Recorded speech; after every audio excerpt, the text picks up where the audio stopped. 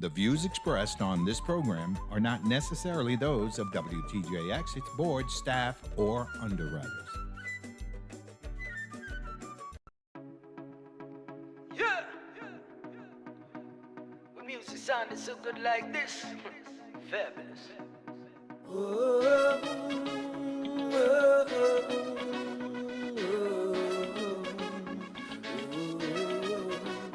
Time to show, it's your time. Good day, and welcome to the Washington Report. This month in June, we acknowledge and celebrate our diverse Caribbean American contribution to American history for the 17th year. I'm Congresswoman Stacey Plaskett, child of two Virgin Islanders, and I'm blessed to serve as the Virgin Islands delegate to the U.S. House of Representatives. The Washington Report was created to inform Virgin Islanders on current federal issues that directly affect our community. I'm tremendously honored to have Congressman Greg Meeks as my guest today. He proudly serves the constituents of the 5th Congressional District of New York and is serving his 13th term in the United States Congress. Y'all, that's 26 years. Congressman Meeks is the ranking member of the House Foreign Affairs Committee, formerly served as the chair of that committee, and is also the first Black member of Congress to serve as chair of Foreign Affairs. Welcome to the Washington Report, Congressman Meeks. It's great to be here these days. Thank you. We have very similar upbringings and a number of parallels in our journey to Congress. Can you share a little bit about your background? Both of us are New Yorkers. Both have been prosecutors in New York. You've done some amazing things, however, before you even came to Congress. Well, you're right. We have very similar backgrounds. You, both Queens, Brooklyn, in that regards, I am Both Queens, raised in housing communities? Housing communities, exactly right. And grew up in families that pushed us, strong disciplinarian in the house. Very much so. Trying to make sure that Who was more the disciplinarian, your mother or your father? My mother was the disciplinarian. My father was the enforcer. I love that. They I had love that that team to go, know. But she was definitely the disciplinarian, and my father was the enforcer. Unless she knew he wasn't going to be around, so then I would get it twice. She would do what she could do, and then I'd pray that she wouldn't tell my father also, because then he would reinforce thereafter. Got it. So you don't have to say anymore. We know what that means. But I was always taught, to make sure that that I would contribute to my community. I grew up actually initially in public housing, and my mother was head of the tenant patrols and, trying to making sure we're taking care of the building. And she was the one that was involved in various community affairs. In fact, she would get involved in politics with petitions and working with the local politicians. My dad was the one he was the Little League coach, the football coach, the basketball coach. And so we had this family in a household that individuals would come in all the time. So I was kind of it was bred in me early on that be involved in the community to try to make a difference. Right. Did you have family members who would come up from the South and be with you guys? No, right? I had family members that came up from the South, but more importantly, what happened, almost every summer, I was in the South. Right. So they sent me down to South Carolina to be with my grandfather or my aunts and uncles, because both of my parents comes from York County, South Carolina. And shout out to York. I was there. Shout out, big shout out. Rock Hill and York is a big shout out to them. So every summer I was there, and every summer, and I learned, I'm actually old enough, Stacey, to remember taking the train down south, right, and having to get off the train once it passed Maryland or D.C. And at that point, you have to change the car. I had to change. And it was to get into the front of the train because it was the most uncomfortable part. Back then, the caboose was the part where they had the dining room and everything else. There was nothing up front. That's why we had to bring, and my family would always have a brown paper bag with what we would eat. Right. And because it was cold and others, it was the hottest part of the train, no air conditioning or anything of that nature. So we had to do that. And then when I got off the train, first thing I would see are bathrooms and water fountains saying white and colored. So Right. that also instilled in me the fact that I wanted to be a change, be a part of a change, even as a young man. And of course, sitting at the dinner table, talking to my relatives there, and my parents being very influential in my life, telling me and teaching me the rights and wrongs at our dinner table made all the difference in the world. Now, what was your entry into deciding I'm going to go to Congress? Well, look, that was kind of by accident, to be quite honest with you.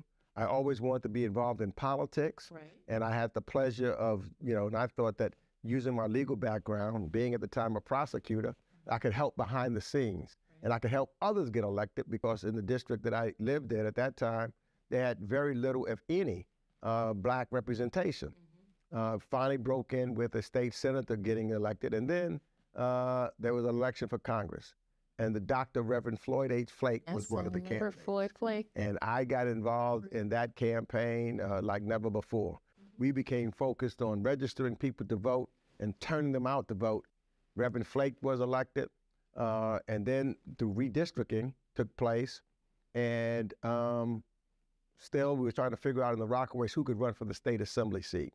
Folks told me that they had decided who should run, that I had to run for that office. And that was my introduction to elective office as the state assembly, never thinking that, or looking at being a member of Congress, because we had one that I believe was one of the best members of Congress ever, and the Reverend Dr. Floyd Flake. It was very effective.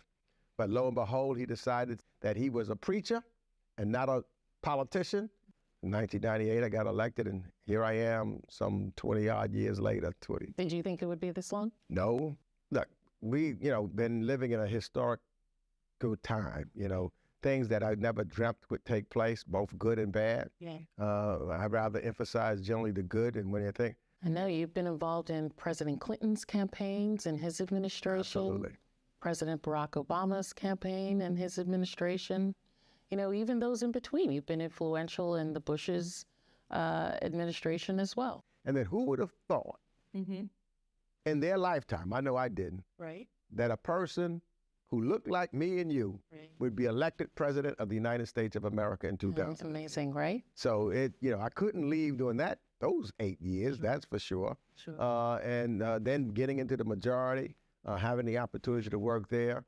And as we are right now, we're on the cusp of electing the first African American to be the Speaker of the United States Congress, and the first African American to be a leader of one of the two major parties. Historic times of which I'm very proud of. It's good. Well, we know that you've done a lot of the work to bring us there, so that's really important. And with that, many of us that are here in the Congress know that you've built a tremendous reputation as a strategic leader, very thoughtful, particularly in the area of foreign affairs. How do you believe, and I'm of course very focused on the Caribbean region. I feel a great affinity being a Caribbean American, representing the English-speaking Caribbean American interests there. How do you think the U.S. can best support the economic growth of the Caribbean right now? We got to show up, number one. Say that again. We got to show up. Right, Number one. right. We've got to show that we care about their economic well-being by encouraging investment and trying to make sure that we're not putting laws in place that prevents it from happening and prevent it from growing, diversifying their economy, working with them, looking at what our rules are and how they affect them. That makes all the difference in the world. Otherwise, the United States becomes the ones that loses, because we know that China, particularly, would love to be there. And I say that, can I blame China for trying to be there? No, I can't. Right. What I got to say is we need to be there. And when I talk to our Caribbean countries, they want to do business with us. They're asking to do business with us. And so that's important. And it's important, to work collectively with CARICOM and to look at what we need to do, with reference to some of the banks that are there and how we can make sure that other than tourism, there's other areas of which they can grow an economy. And that's, when even people, when we talk about it and look at it, that's what will also help spread throughout the region in that regards, if we have that focus.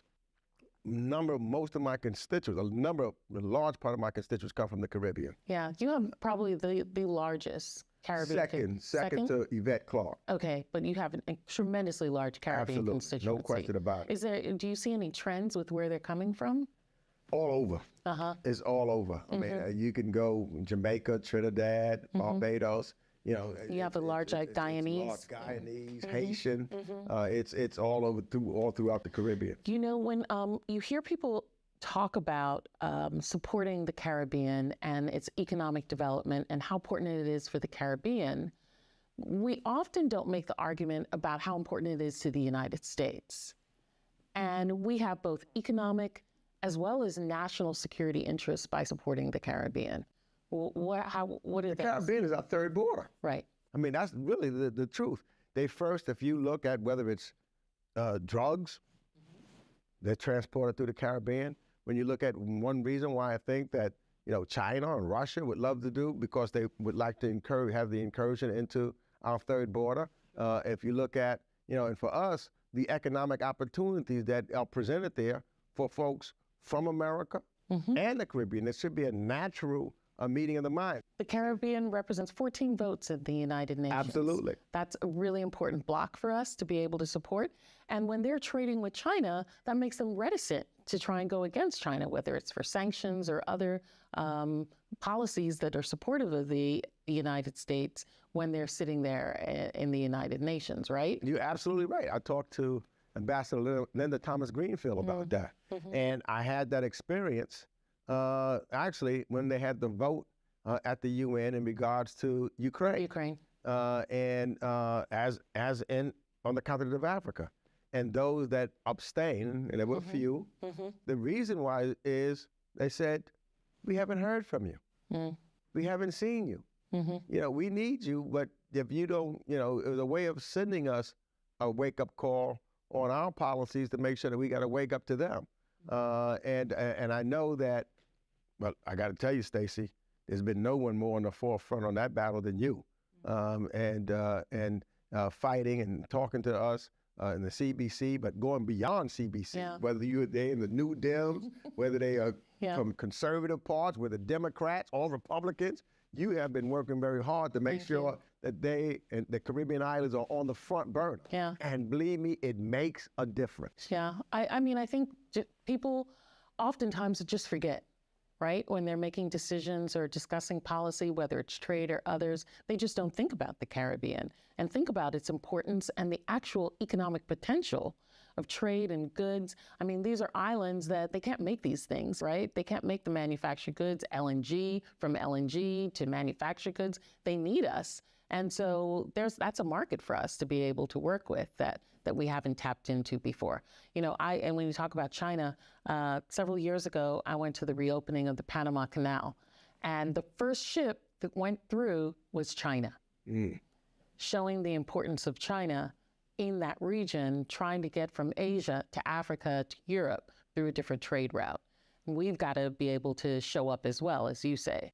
Absolutely. Do that. I just put a bill in that we're looking to pass and get done. It's called America Cooperating with Our Neighbors. And it's focused on the Caribbean. And it's talking about the economic cooperation that we need to have with them. And listening with them in that regard so that we can make sure that we're helped. Particularly, look, you know what's huge right now? I know the Vice President has been dealing with that with the PAC piece. It's climate. You know, the devastation that we're having with climate change, et cetera, helping the Caribbean with dealing with some of the horrific storms that take place and what we need to do and to make sure that it is secure in that regard. So, you know, the Vice President is there. This piece is looking at that. We've got to make sure those are things that I think is our job to do and to make sure that they understand that we are interconnected in that regard.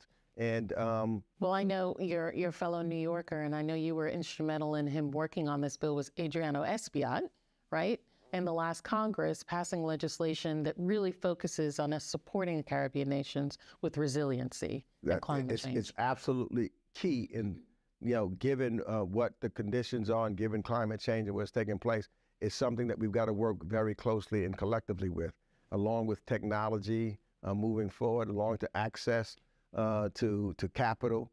Those are all things that are very much important. because if we put those pieces together, those islands can thrive, and as a result, it makes us safer, and opportunities for us here in America also. So it just makes sense. Yeah. It's a win-win situation. But an area that is not so much of a win-win presently, and really needs a lot of attention, you've really been the forefront person about this, is Haiti. Yes. What are your thoughts about what's happening right now, and how should everyday Americans be thinking about it, particularly people who are in the Caribbean? Look, the first thing is that we've got to make sure that we're listening to the people of Haiti. We got to listen and make sure that we're listening to civil society particularly, and not civil society are not those that are in the political parties or anything else. They're the ministers, they're the people that work, the nurses, the doctors. They don't want to run for any office. They just care about their country. They want to have a voice in what the Constitution should look like. None of them want to run for office or anything of that nature. They want security. They want safety. They want to get they want to get rid of the gangs and the corruption that's taking place there. We need to listen to them. Too often in the past, we've tried to impose things on them without including them in the conversation, and as a result, we cause probably more damage than we do in helping. So now, for example, working with various civic society, the Montana group is an example of that, and there are others, and try to make sure that before it's not just a cry for elections. They're not crying for elections, as sometimes we say, oh, we got to have an election. But if you have an election that's flawed, or where people don't have the opportunity to elect someone that's from them, and the gangs really make the determination who votes and who doesn't, that doesn't happen. So what we need to do is to make sure that we're giving security, and that's another thing that we were talking about with the Canadians. So it's not the United States by themselves. It's not sitting down a military government. It's talking about how you can train and support a police force that's there, listening to what the civil society is saying, so that we can, and then making sure that we do sanction and make sure that those gang leaders and the bad cannot move around with impunity. So many of them go back and forth from Haiti to Florida, to parts of the United States. We need to sanction them, and when we get them, we need to lock them up in jail to give the people the confidence that they're not just going to come back because the United States is not going to do anything. On those areas, we can really focus and make a difference in that regards. And I think that's what, from what I'm getting from talking to people on the ground, that's what they want.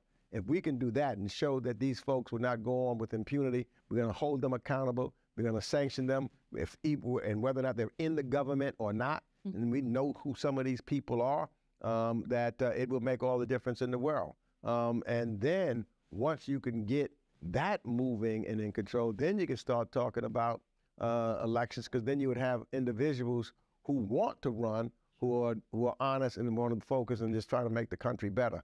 But we need to do it with Canada and with other countries, the Canadians, the black elected officials that we saw there. We hold some of the European former colonialists in the region. I was going to bring that up, especially France, for example.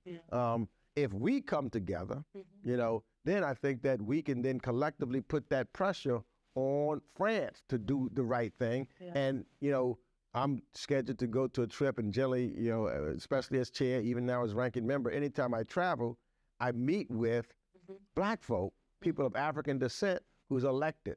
And so I would meet and starting to talk to some that are elected into the French parliament who are of African descent. And they say, working collectively together, we can put the pressure on all of our governments to do the right thing for Haiti, and to try to make sure that we're assisting in that struggle to make sure that we're rooting out the gangs and those that are corrupt and preventing some progress. Because Haiti, for all of us of African ancestry, those that were brought and enslaved here, they are shoulders that we stand on, the first nation to break away from the oppression of colonialism. Sure. The price that they paid for that freedom. Absolutely. The price, just monetarily with France, and the exactness that they have had on their, the landscape even, is just tremendous. And I think we all, yes, you're correct. Still suffer from it. Yeah.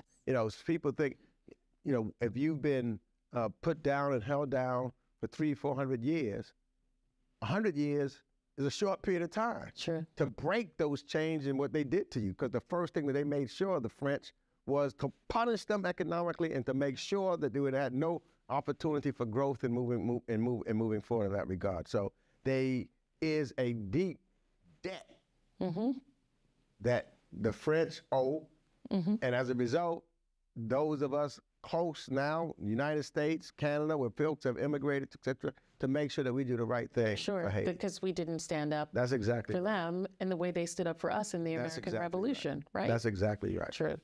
Well, you know, the discussions that we've had and the work that you're doing in the Caribbean, in Africa, to bring the United States along and push us to not only support our own economy and our own national security, but to make the world much safer is really, really important. And I'm really grateful for that work. What do you see moving forward in the areas of foreign affairs that we should be thinking about? Well, you know, look, the world is a place that, to a large degree, is on fire. And so I'm looking, I think that the Biden administration has made great strides in trying to keep the democratic societies together. Working in Europe with our European allies, NATO is tremendously important. President G7 folks was just in the Indo-Pacific to make sure that Japan, Malaysia, Singapore, working together with our allies there is important. Australia, that's important to put it there. Then we need to do the same thing, Trinidad, in the CARICOM 50th anniversary, we should have a strong presence there. We've got to work in alliances and not America alone, America by itself. You don't lead anybody, and that's what the prior administration was talking about. Oh, America don't need anybody else, we just do. That's not leadership. Yes. Leadership is able to bring other people, and it's not true. That's right. So I think that what I see the Biden administration trying to do is make those alliances that we have come together and stay strong. We've got to make sure that we put action into it, particularly economically. When I think of the continent and the Caribbean, I want to do more. I want to be more forceful about that. So I see that happening. I see that, unfortunately, what a lot of folks are doing is looking at America itself. Because as we get ready for the next election, democracies are on the line right here. Yeah. And so it's hard, talking to some other countries. I go around and I'm talking to them about their democracy, and they look at me with brows raised and saying, what's going on in America? Are you talking to me? You still got people saying that your elections were rigged and all of that's going on. I have a comeback because we did make sure that Joe Biden was in fact inaugurated on time without a problem, no coup d'etats or anything of that nature. Right. But I think that we've got to make sure that we are stabilizing and making sure that democracy and we're caring about people moving forward. We've got that issue right now as we speak with the with the question on the debt ceiling and this manufactured crises that some of our Republicans have presented themselves. Elections do matter. That's important. Elections do matter. When you talk about, the debt crisis, the Biden administration working overseas, trying to remind everyone that we're still there, we're still supportive of them. One of the other issues that I see constantly that the administration and we have to deal with is immigration, right? And you are also in foreign affairs, very involved in that. Temporary protective status, the Dreamers, finding a mechanism to support them, DACA. Where do you see us now? Look, if America... And when I just add that, people always think of brown people and Latinos when it comes to that, but that affects Africans and Caribbean people as well, right? No question. First, we got to, Congress has to get serious. The first way to deal with this is a comprehensive immigration reform. The reform system, the immigration system is broken. There's no question about that. And so we got to fix it. And that's Congress's responsibility. I happen to believe that some of my Republican colleagues deliberately don't want to fix it. They want it to be an issue, and they want to prevent folks that look like you from coming into this country. Sure. And if you talk to them privately, they tell you that. So we've got to continue to fight to make sure that we're doing just the opposite. And that's why elections matter. bringing those issues to the American people, not be silent about it, Right. but let's bring it to the American people. And I think that all people want to resolve the immigration crises, and we can do so that I think is beneficial. Part of it is also making sure that we get involved in some of the root causes of Why people are issues. moving. Yeah, why is there's wanna migration? leave their places Yeah. to come home. If you don't deal with the root causes, you're always going to have issues with reference to migration. And so we've got to focus on the root causes. Well, you know, when you talk about, I think the best part of America is the fact that we all come from all of these diverse places. That's what brings us our ingenuity, our inventiveness, being able to be reimagine ourselves over and over again is that diversity. And in your own home, you've got diversity, right? Because your wife, Simone, is, I'll say, my countrywoman. Her mother's family comes from St. Croix, and her father's family, I believe, is from Guyana, right? How does that diversity, even in your own house, affect, you know, I'm sure she talks to you and she's got lots of opinions on issues. How does that inform how you work? How do you as a couple work together as a unit to try and address some of these issues? Well, my wife is fantastic, strong woman.